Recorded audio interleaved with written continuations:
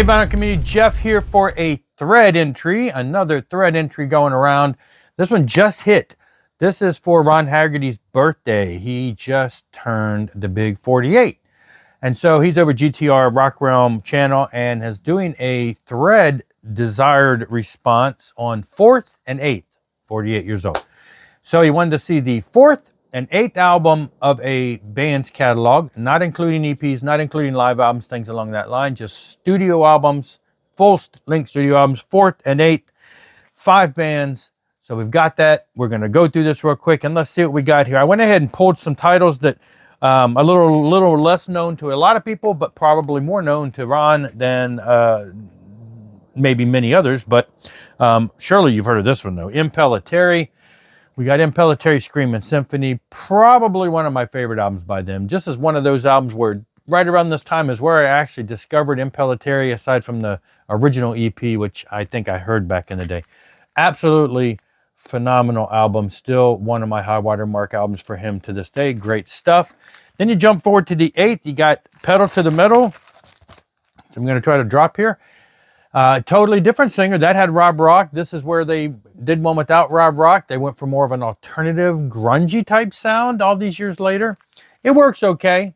It's a little out of their style, but Rob came back, and, you know, before this, they've had other people step in from time to time, but he returned and has been pretty consistent ever since on those time frames.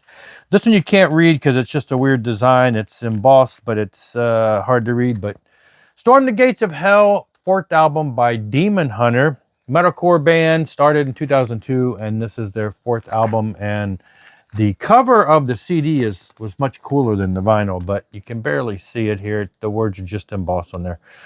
Just an absolutely phenomenal, powerful album, though. Love this album.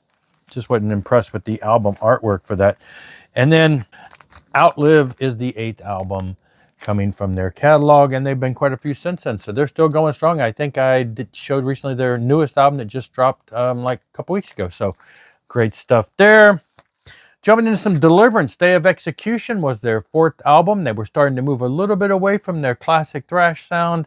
Even though it's still got some thrashy elements, it's still a phenomenal album. You could see that they were starting to transition a little bit, and the next few albums after this followed suit in transitioning kind of away from the early thrash sound that they had.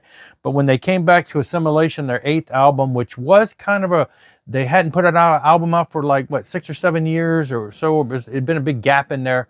This was starting to return to more of that metallic, thrashy type sound.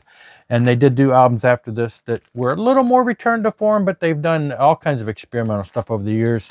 And so it's all great stuff. Then we're moving into grindcore with Blood World. Mortification started off as grindcore. They've bounced around with all kinds of different styles over the years. Everything from straight up thrash to death metal to grindcore they've been all over the place. And so everybody has their favorite albums based on the styles that they have changed over the years.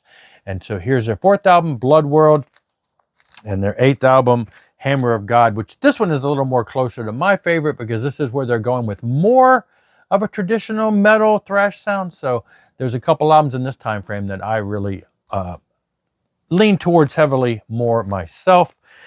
5th band is Saint. 4th album, In the Battle. This is actually the return of Saint. They did 3 albums in the beginning, stopped in the mid-80s, and in 2004 came back and started putting out and churning more music out since then.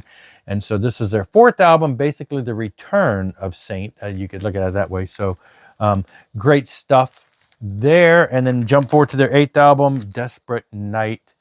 And so, yeah, they have been continuing on. And, you know, I got to see them recently in July at the Immortal Fest, and they have a new album that has been out not too long ago. So great new stuff, great bands. 5 bands, their 4th and 8th. There's a lot to choose from. Jump on this thread. Let's support Ron. And happy birthday. And we'll go from there. And we'll see you later. Rock on and rock hard.